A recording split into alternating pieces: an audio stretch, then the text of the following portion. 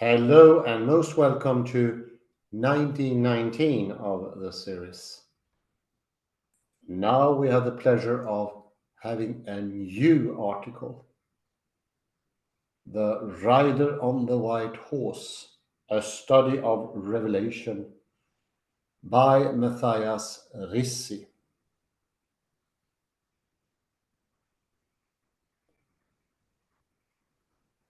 Probably the best known vision of the Johannine Apocalypse, one which has inspired many artists of all ages, depicts the sinister group of the apocalyptical horsemen in Revelation 6:1-8.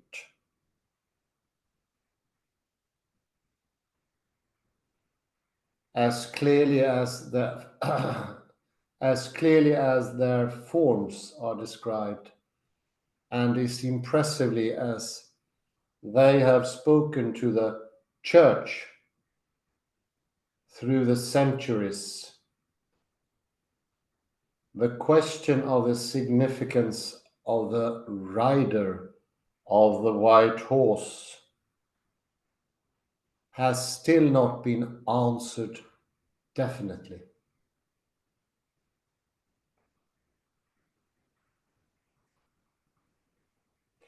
Is there perhaps a connection between the special mystery of this figure and the fact that he has ridden always in a mysterious twilight through the centuries and even through the history of interpretation?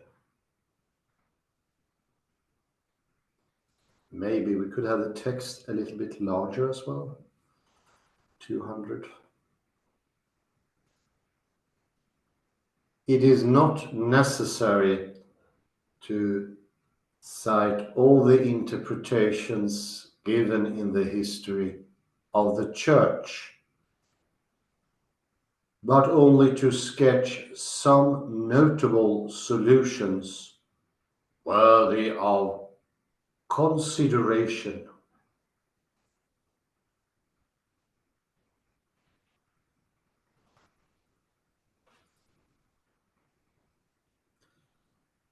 The earliest explanation we know is attested by Irenaeus.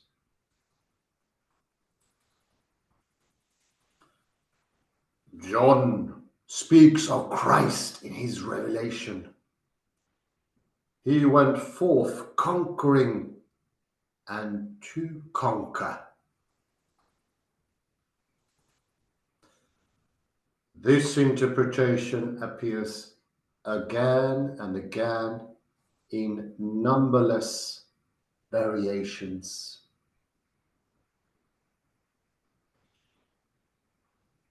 For it seems to explain the similarity to the figure of Christ in Revelation 19:11-16, where Christ is seen as the victor of the white horse.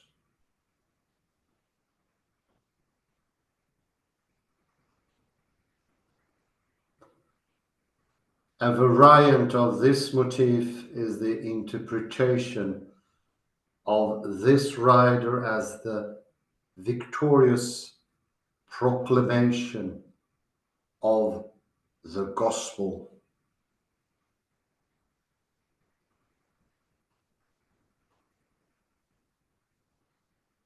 A basis for this interpretation is the prophecy contained in the synoptic apocalypse.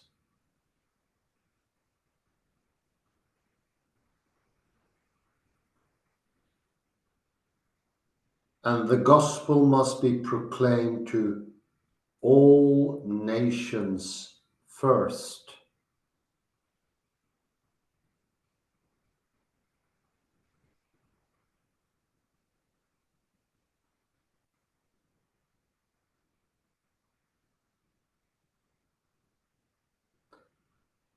largely abandoned today, is the explanation masterfully presented by Father Ball, proposing an astrological influence and connecting the four riders with zodiacal speculations.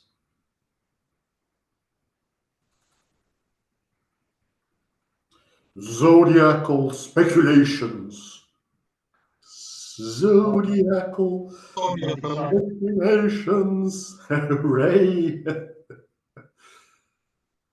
The, the usual modern explanation starts from first century historical events and undertakes the interpretation of the first rider with the bow in terms of the deep impression and the secret hopes raised by the appearance of Parthian cavalry.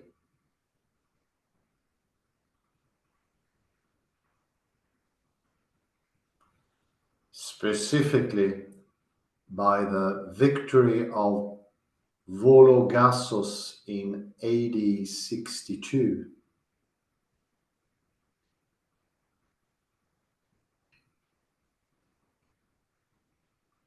Presumably, this inspired the apocalyptist to develop the image of a victor or imperialism or simply war. But none of these four interpretations really succeed in explaining all the singular features of the vision and the place of the first rider in the entire group.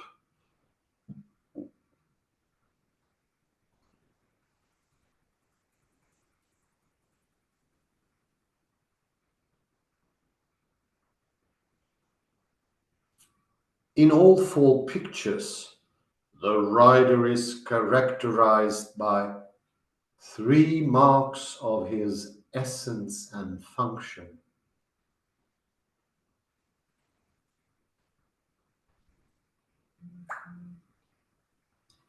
One, the color of the horse, clearly referring to the significance of the rider.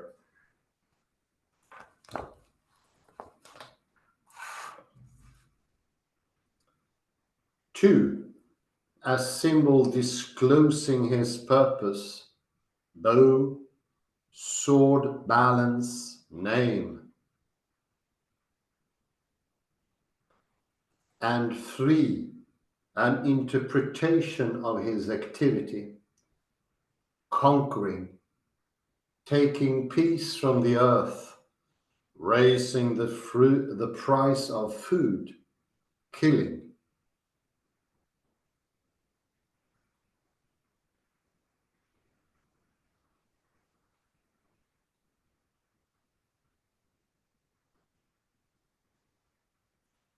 But since the significance of only the second and third riders is distinctively clear, the meanings may be discussed first.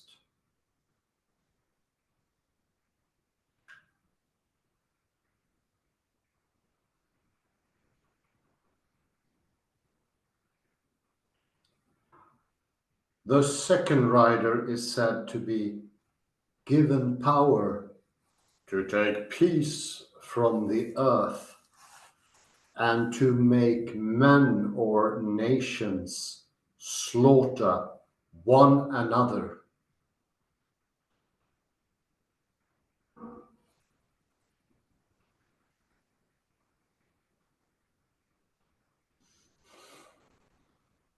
but his power is not accidental, nor is it an unlimited power of judgment. It is given and thus restricted by God.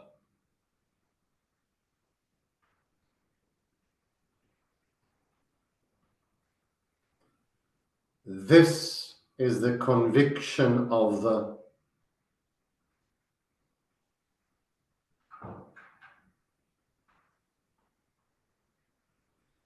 seer in the midst of the tribulation of the end time.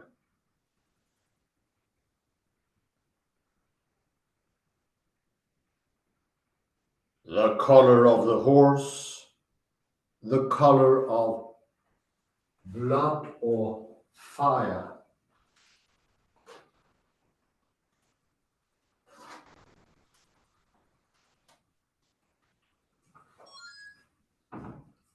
Refers to this function of the rider.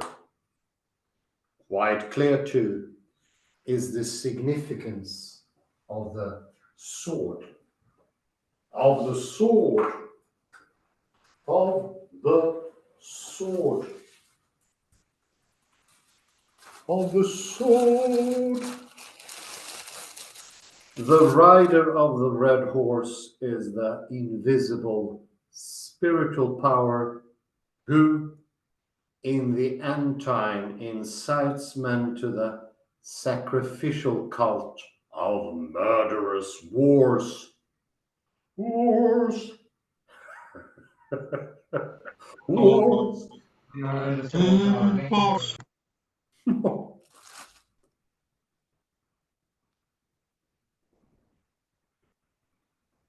Wars.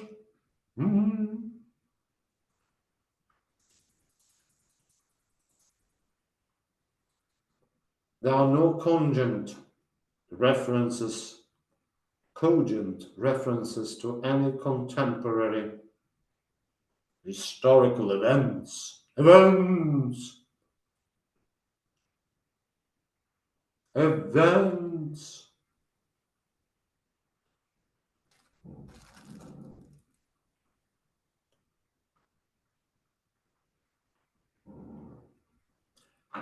Just as easy to understand is the appearance of the third rider.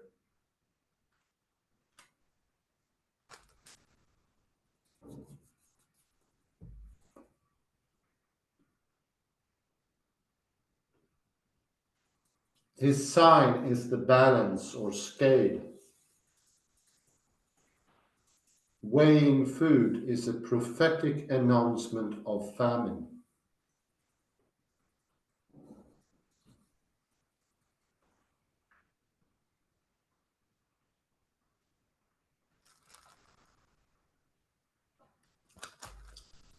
A voice from the midst of the four living creatures interprets the situation caused by the rider.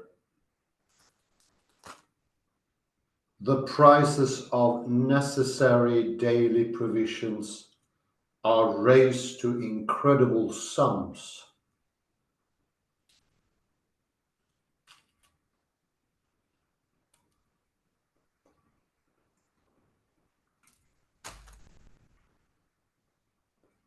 The power of this third rider consists obviously in his ability to hurt wheat and barley, that is, to create a bad harvest.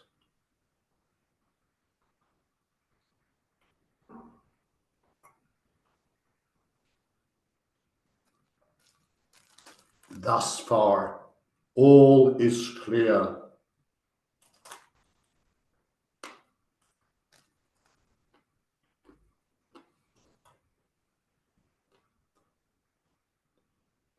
Difficulties are caused, however, by the peculiar command to spare the oil and the wine.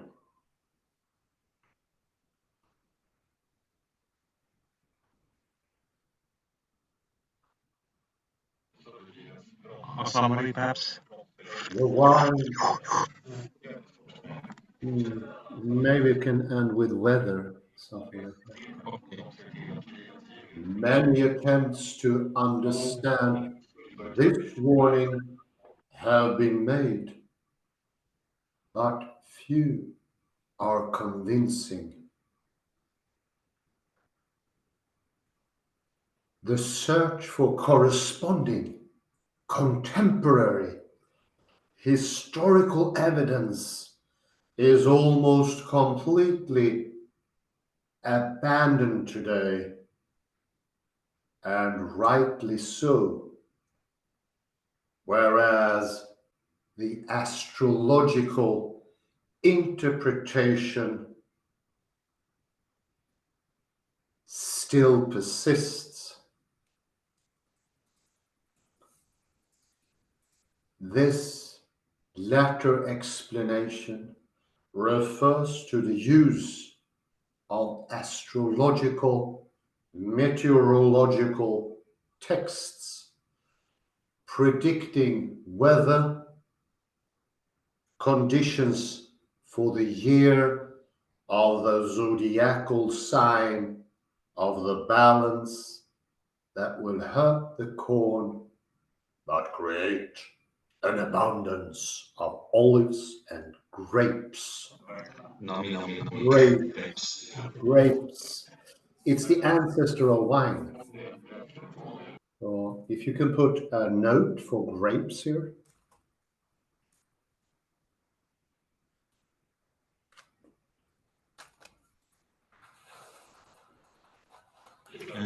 Page, let me see, page 4, 9.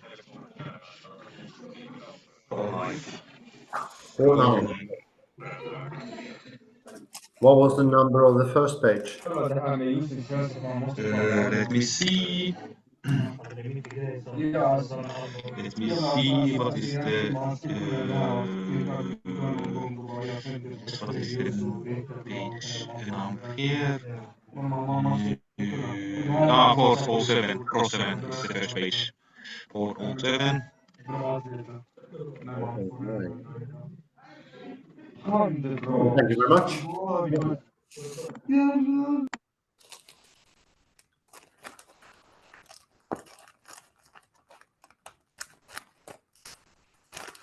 Let's have a look here.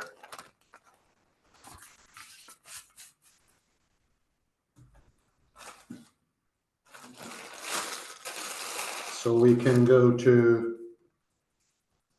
astrological. I think it was something to do with astrology.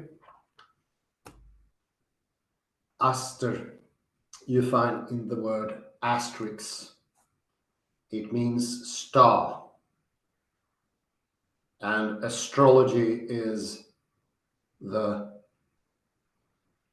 purposeful study of the stars.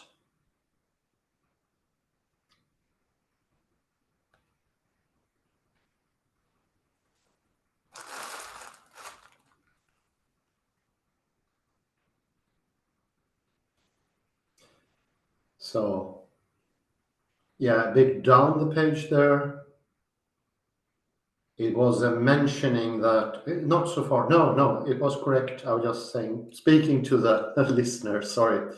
You go back up a little bit again, so you can have astrological in the middle, please.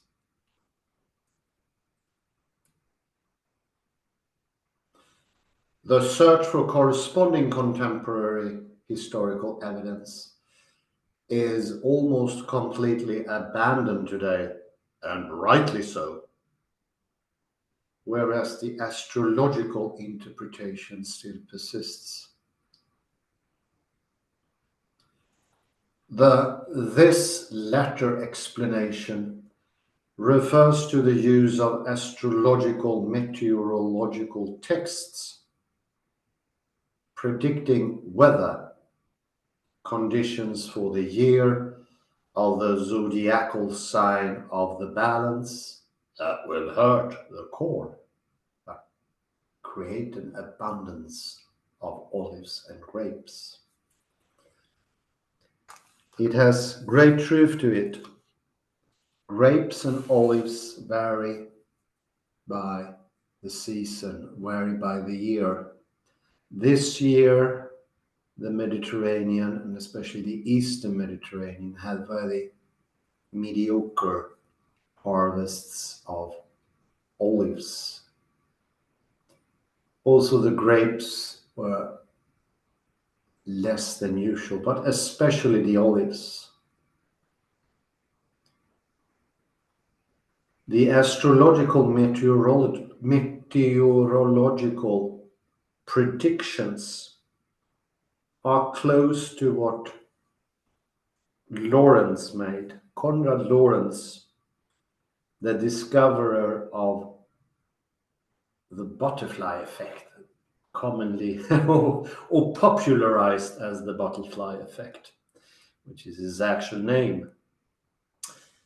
What this named, said Lorentz did, was to leave his office earlier on to attend a luncheon, possibly consisting of olives and grapes, or some bread made by corn. And he could not have the time to add the last decimals in his long input for the computer to predict the weather. So he made good with only 4 decimals instead of the usual 10. That does not matter much. Actually, it doesn't do any difference at all. When you go so far into the decimals, there is no perceivable difference, as we usually think that a big input gives a big output, and a small input gives a very small output. This is obviously the idea in reading the book of Revelation from the point of view of Rissi and all the others. They are barely aware that science is actually ruled by chaos theory, and therefore making the, what do you say, colloquial assumption that astrological meteorological readouts, as they did, are inherently wrong or not as correct as a classical quantitative idea. The very idea that the observation and the calculation is part of the process and actually changes the weather, affects the weather, is something that is neither taken into consideration. These are things that change everything at the very foundation. And we made these comparisons before. The Laplacian view, the idea of that everything corresponds by size, is the predominant view within academia. And that inevitably, there's no escape from it, leads to determinism, the lack of any soul or God, and make the reading of Revelation into something completely different from what it was supposed to be. I'd say to the extent that it doesn't have any resemblance anymore. The astrological, meteorological predictions are of great importance, and they need to be made with sincerity. That will also have a most pertinent effect on the results. To keep it shortly, we humans are not visitors from an alien planet in this system.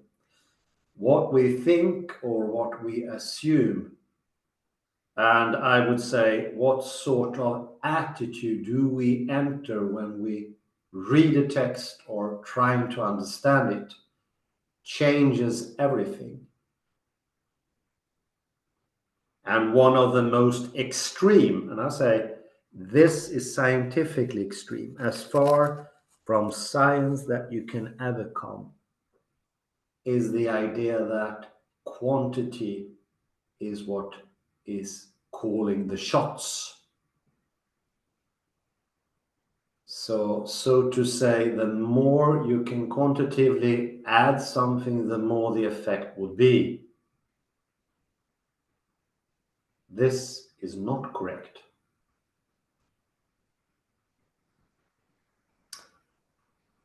Astrology is not as weird as assumed here.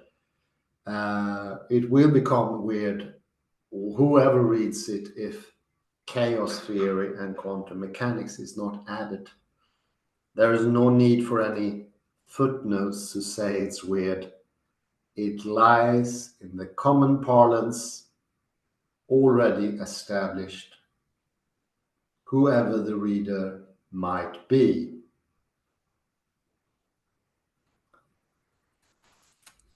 This could be connected to the color of the horses. If you go up a bit, it's a bit hard for me to find the place. I don't have this in writing.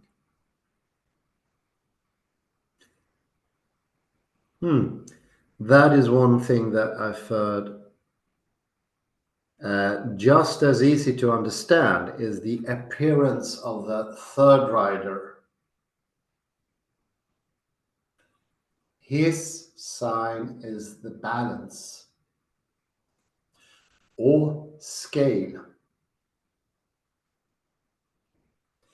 Weighing food is a prophetic announcement of famine. The weighing process is not insignificant. It's not a coincidence, so to speak, that this is taken in quite a different way. The scale, the balance, is something that is, I think, a trigger to think quantitatively. So to speak, on the one left-hand side, you have 1 kilo, metal kilo, a ready-made scale weight. And on the other side, you have the corn, the olives, or if you're lucky, some grapes. It points to this definite, sharp distinctions in mass, amount, quantity, which inevitably makes our thinking go askew. It is a classical start of the thinking. It's the mind going into that squarey additive thinking of firm categories, something that Edward de Bono, if you might remember, called stone logic.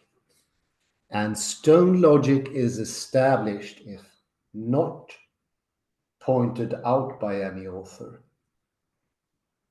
This is what we have from the very beginning. Any reader will have that well established. Stone logic, that you weigh your arguments. More arguments are better. bigger arguments make for a more sure conviction, a more sure attitude. That is this specific standpoint that is already brought into the picture. It's already established. And taking away chaos theory, which never pointed out in the article, will lead to that sort of understanding, of a quantitative understanding. And that will also change reality. That's might be the most interesting side of the whole thing. It is not unimportant, it is actually decisive with what attitude you enter into that sort of context of discourse. Is the entrance classical? The world will actually change into a classical mode, whatever that might be. I think Wittgenstein would say confusion, and Derrida would say the incessant lure of absolute presence, possibly. Something like that. The metaphysics of presence, the fixation of the now. For those who have followed the series, you might remember, let me see here. In 1903 and 1901, the Dairy case, we spoke about what sort of criterions, whether those are in the present or in the past. And the idea of them being in the present, so to speak, private language situated, the Beetle box or the Scarabee box, whatever you prefer. You take your pick, more than welcome to both of them. Whatever you choose there, it will end up, without any exception, to this determinism, these sharp borders between definitions, sharp borders between concepts. The floating understanding will be gone. And that will also change how you understand, or what's written. The written thing in a piece of paper is not definite. It's also under the influence of change. And that will, I think, put a spell on the idea of written in stone. It is not written in stone, it's changeable. Everything is rather in a sort of flow where all factors play in. Kalle, please come in here if your mic can be followed. Speak Yes. directly into it as much as you Let can. me also comment on this phrase. The search for corresponding contemporary historical evidence is almost completely upon today, and rightly so. Yes, that's that one. I think today it's actually this which dominates because scholars want to see references to emperor Nero, Domitian, or absence of these references. So this paper also have some. It's not most recent paper that we have gone through. It's I think it's from when was it? I don't remember. This was published in the 50s perhaps, and chaos theory was not even known then. Ah, how interesting. Wow. That makes it even better, Kalle. Yes, so here, for instance, Lawrence made his famous words. Does a flap of butterfly wings in Brazil set of a tornado in Texas? Yes, yes. So it's from 1972. It was How when interesting. it That's very became good. famous. Yeah. So let me see. Actually, here there is a there is a mistake in this Wikipedia page, I think. A metaphor of this behavior is that the butterfly flapping wings Texas can cause a tornado in Brazil, while you see here paper from 1972 of the book is actually Dr. Flap of Artifacts Brazil set of Adonal, Texas. Oh, yeah. I don't know if this is correct, but actually the name of the paper is no, it is correct. It is correct actually. So the Brazil sets causes a tornado in Texas. Okay. So coming from the south to the United States. It's of course ridiculously small changes can cause huge changes. That is the point. Not only can, must. So it's the Must, smallest yes. influences that makes the biggest changes. And what rules them is, of course, the strange attractor. And only when understanding the strange attractor can you understand the book of Revelation. Mm. But let's end there. I must go, unfortunately. Well, It was a pleasure. the same. Thank you very much for participating, Kalle. Thank you, everyone, for listening in. Have a very pleasant morning, day, afternoon, or evening. Bye bye for now.